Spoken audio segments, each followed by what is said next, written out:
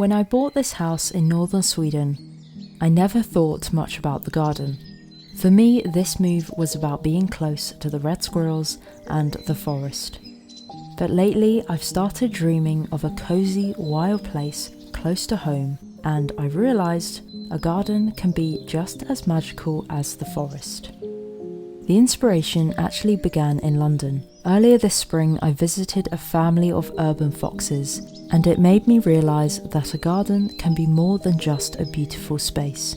It can be a refuge, a place where wildlife and people live side by side. And now I want to create my dream garden. My vision is a cosy English cottage garden blended with a Scandinavian wilderness. Of course, there's one small challenge. For 6 months of the year, this garden is buried beneath snow. Temperatures can drop below -30°C, and I honestly wasn't sure what could survive here. So join me on this journey as I attempt to transform this patch of grass into the magical wildlife garden I now dream of. It is so nice to be back in Sweden for spring in the squirrel forest, and I'm so excited to be spending the whole summer in Sweden. I have no trips planned this entire summer, and I do have a big project, which is creating my dream garden. But before I tell you about my garden, I thought I'd give you an update on the squirrels. I have seen Sylvie. She looks great, amazing red coat, still some ear tufts.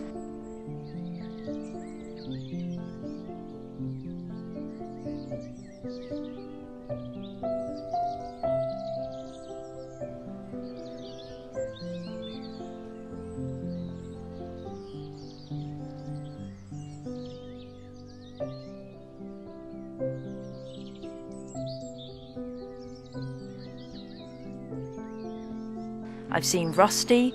Rusty is apparently a girl, so for the past few years I've made a complete mistake thinking that she's a boy. She is a girl. She has had babies recently, which is very exciting.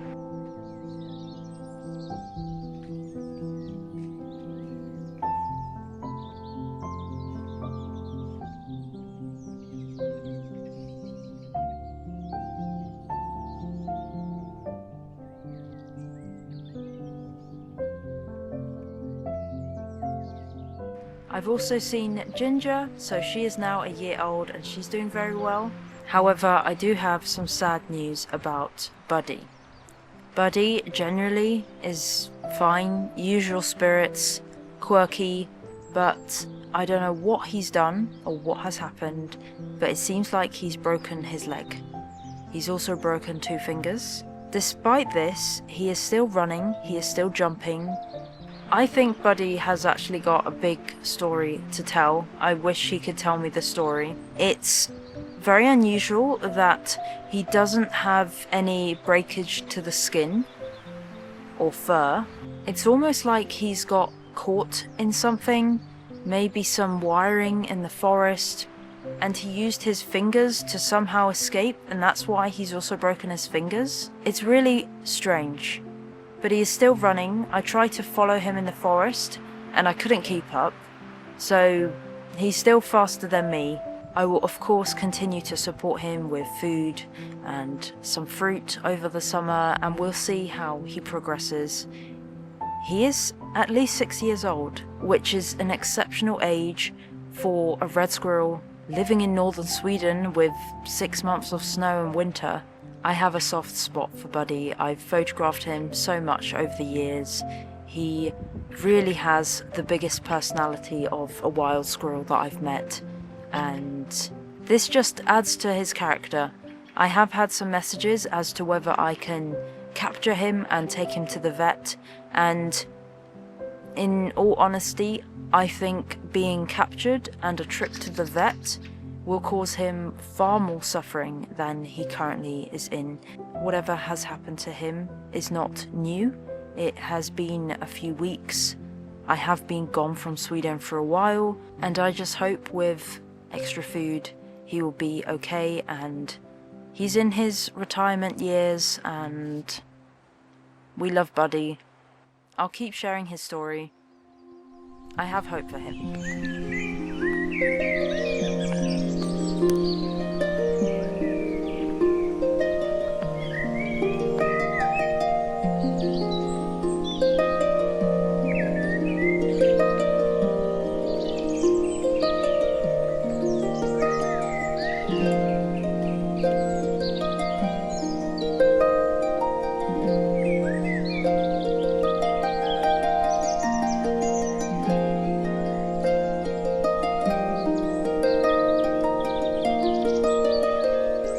So let's talk about this dream garden project and where it's come from. When I was in London with the fox cubs, I spent so much time in the allotments, and these are small plots for gardeners to grow vegetables, but some allotments had been left really wild, with wildflowers, trees, shrubs, and I found it so inspiring just going through all these little gardens, and it was amazing to see how some gardens had this normal garden feel with vegetables, but also having this wild feel with areas which are a bit overgrown, long grass, wildflowers, and it just gave me inspiration to do something with my own garden, because we have a nice seating area and the rest of it is just usually wild long grass, and it would be amazing to create something which is good for biodiversity but also looks nice and neat like a garden and isn't just like a wild grassy mess. The garden has just never been the priority, and it was more important to renovate inside the house. But now I'm ready to do the garden. A couple of years ago we bought garden furniture and that really helped. We started to use the garden a lot more, and I think it's also really important to understand how you use your garden. What footpaths do you like to walk? For me, it's also important to know where the squirrels like to walk and what their routes are. Also, sun is really important. In northern Sweden we have 24 hours of daylight, but one side of the house is perfect for the morning light, and realistically I'm not outside at 6 AM, 5 AM most mornings, and then the other side of the garden is really good for afternoon light, so creating a nice space on that side makes a lot more sense. Let's go home and I'll show you and tell you my dream garden plans.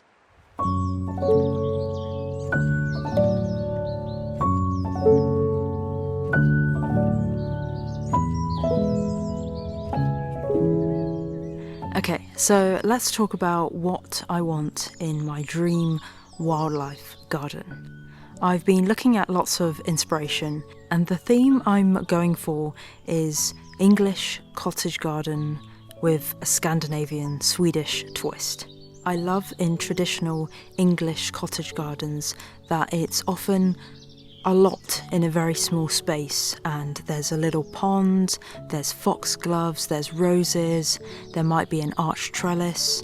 But of course I live in northern Sweden, and there's many elements I really love about Swedish gardens. I love this idea that your garden flows into the forest and the background is lots of lovely old trees. It almost gives this feeling your garden is endless. I also love the focus in Sweden in growing your own vegetables and fruits, so I definitely want to incorporate some fruit trees in the garden.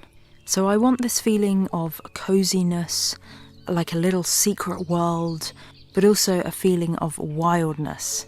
When I started researching and looking at inspiration on Pinterest, I got very overwhelmed because I'm really starting with a blank canvas. At the moment, my garden is just grass. There is a soft release enclosure for squirrels, but that's it.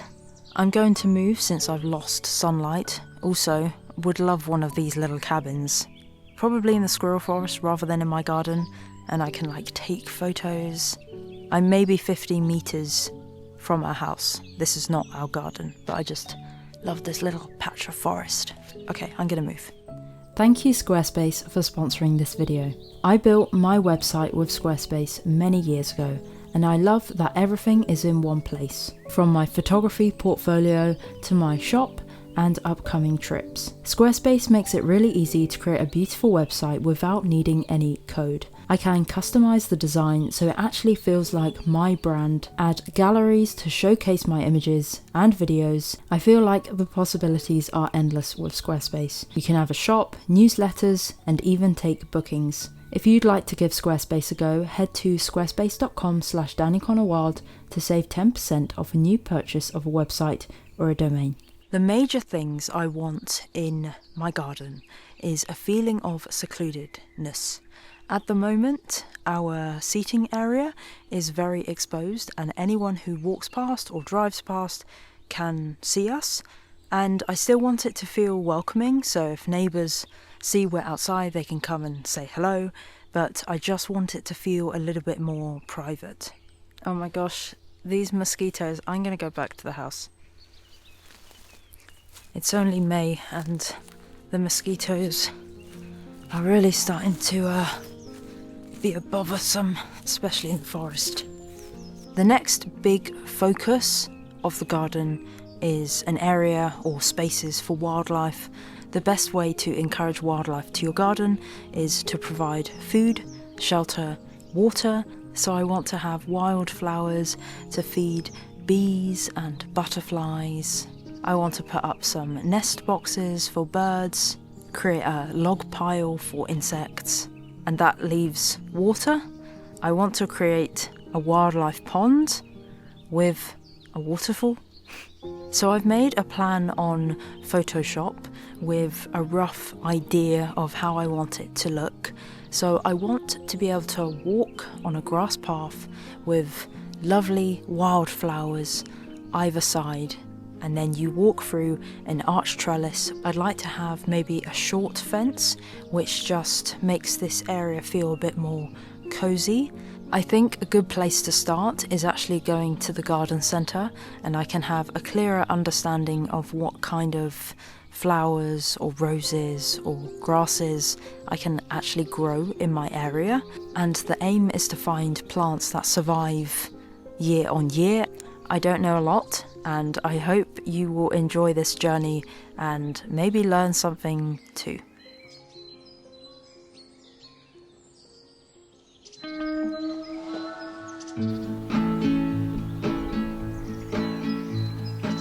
So let the work begin. We went to the second-hand store and I was able to buy some really good wood and this lovely pot with ladybirds. You don't have to tell me anything that's new. The first thing I did was remove all the dry grass. And whilst I did this, Juan built the arch trellis. Lots of nice screwing footage. I just wanna see your shadow next to mine, sailing over pavement with our 2-well line. I don't mow this area since there are young trees growing and wildflowers, but I do rake up all the dead grass. I also didn't remove the leaves last autumn, and now I've collected them and put in our compost. Understand the meaning on a new degree. Maybe that could happen when you're next to me. I just wanna see this. I'm trying to envision the arch trellis from every angle, how it's going to look from when you enter the house, how it's going to look from the deck and the seating area, and also how it's going to look from the drone during winter, because I don't want it to block over the house. I want there to be a good distance and it to still look nice on video in winter.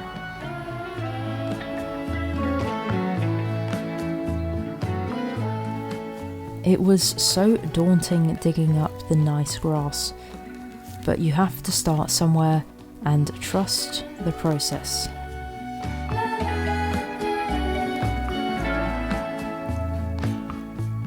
I completely removed the first layer of grass and planted wildflower seeds, cornflowers, foxgloves. Baby, you know just like to talk with you. I just wanna go. We had some cheeky crisps, and then I wanted to have flower beds alongside the deck.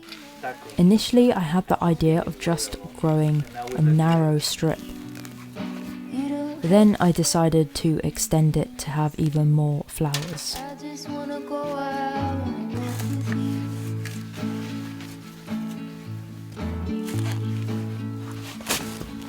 I also bought an apple tree, my first ever tree, and so I want a line of 2, maybe 3 trees, but for now I'm just starting with the apple tree. I like to see the shape you're in from time to time. I just wanna see your shadow next to mine.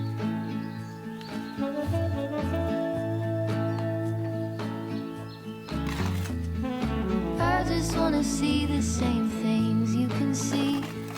Understand. I then cut some old Christmas trees that we've had over the years.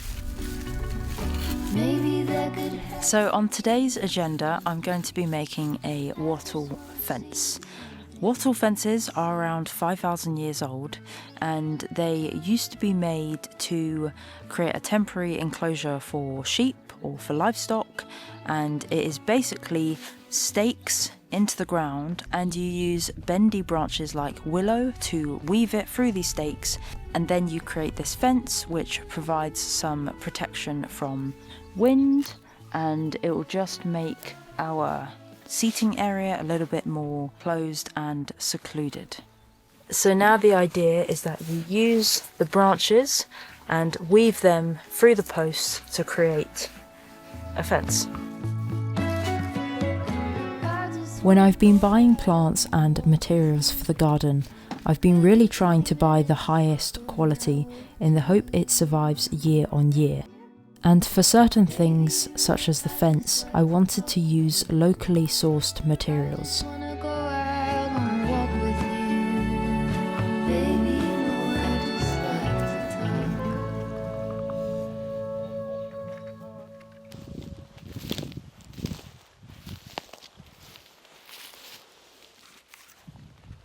We found it!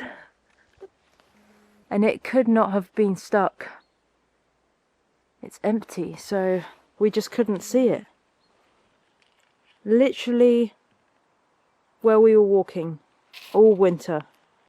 So we've collected lots of branches and young trees that have been trimmed next to roads. At this time of year they clear the verges next to the roads, so there's always lots of young trees.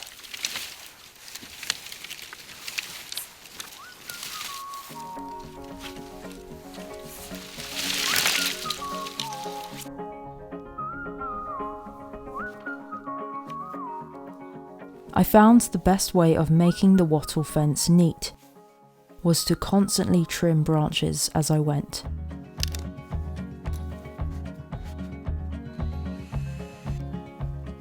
And push them down as much as I could.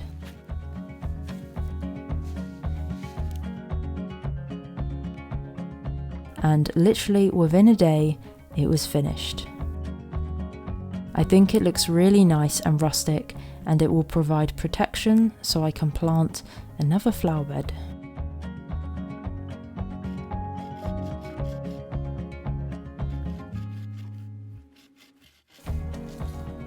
So I have now learnt we are in zone 6 bordering to 7, which means only the hardiest of plants can grow.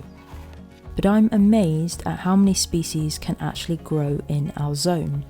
There are several species of roses, peonies, and even climbing plants. I also created this flower bed border by cutting sticks, and then I just hammered them onto the edge of the border. Although I plan to have most of the grass in the garden long and overgrown, on paths and along the borders I will cut it short to keep it neat.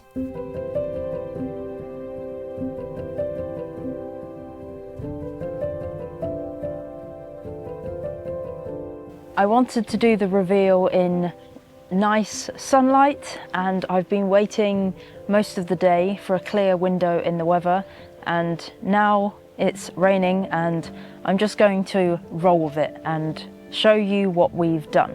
Let's start at the entrance. So this is the entrance, I guess, to the little secret garden area. On the sides we have planted wildflowers, and we have this arch trellis which has fallen twice and broken into numerous pieces, and Juan and our neighbour Anders had to fix it, and so the plan is to secure it to wood which will be buried under this grass. We have planted 2 trees, an apple tree and a sour cherry tree. I have been learning all about different zones, and these are both zone 7, so we're on the border of zone 6 and zone 7, but the garden centres actually sell plants from zone 4 to zone 8.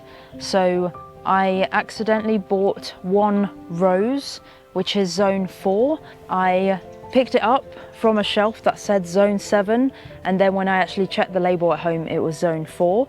So I have planted it next to the wall where we have a radiator, and I'm hoping that it will survive. We'll see. I have bought 2 other roses, which are zone 7, so hopefully they survive fine. And then behind me is the wattle fence, which is surprisingly really sturdy. I'm amazed, but I do need to finish the other side.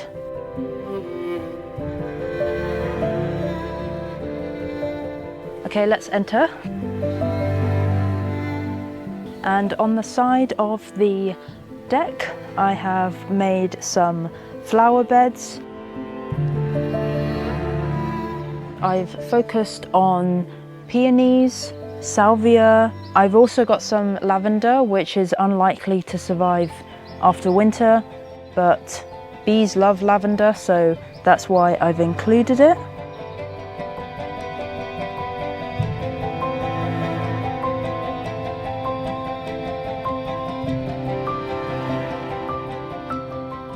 I've also created this flower bed edge just by chopping up sticks and then nailing them, and I think it's a nice way of dividing the flower bed to the grass, and it will keep it nice and neat. And then this is the deck where I have planted a lot of these summer flowers. These worked out literally maybe just over $1 each, so they're a really nice way to add colour immediately to the deck.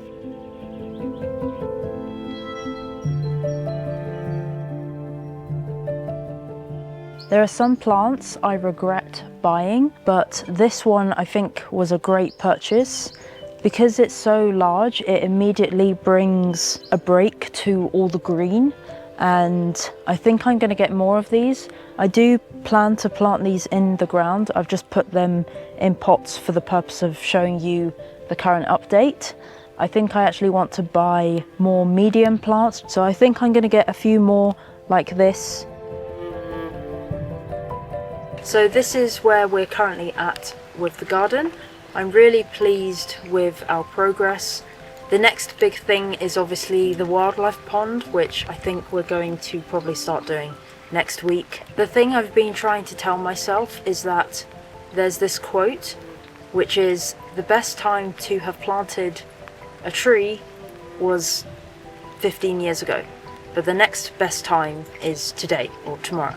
So although the garden looks very premature right now, I'm trying to tell myself that in a couple of years the roses will grow much bigger, their roots will be established.